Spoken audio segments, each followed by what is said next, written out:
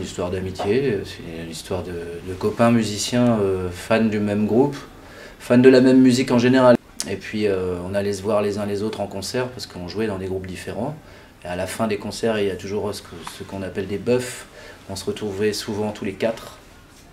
Et naturellement, au lieu de faire un blues en mi, comme tout le monde, on jouait des chansons des Beatles.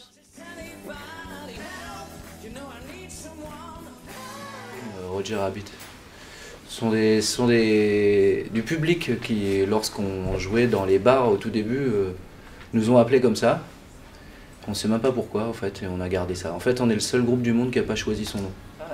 Et comme Rabbit, ça colle bien avec Beatles, on a changé l'orthographe, on a suivi la même logique qu'eux. Ça tombait très bien, on s'est dit, bah parfait. C'est un peu plus moderne parce qu'on a des moyens techniques largement supérieurs à ce qu'avaient les Beatles. Mais on essaie de coller en fait à l'imaginaire des Beatles, plus qu'à la réalité finalement. Et l'imaginaire des Beatles, c'est les photos, beaucoup. C'est une époque qu'on imagine, qu'on n'a pas connue. Et voilà, c'est plus un rêve.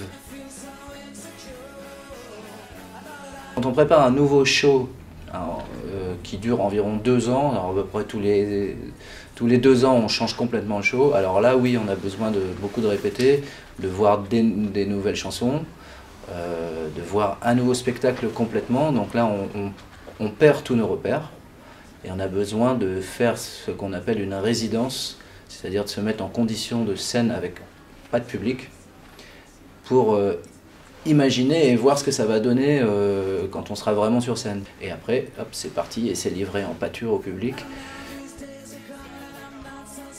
Le public nous rend hommage par les commentaires sur nos sites, par les gentillesses qu'on entend à la fin des concerts quand on fait des séances de dédicaces, comme celle que l'on préfère qui est j'étais venu voir un groupe reprendre les Beatles et j'ai vu les Rabbits.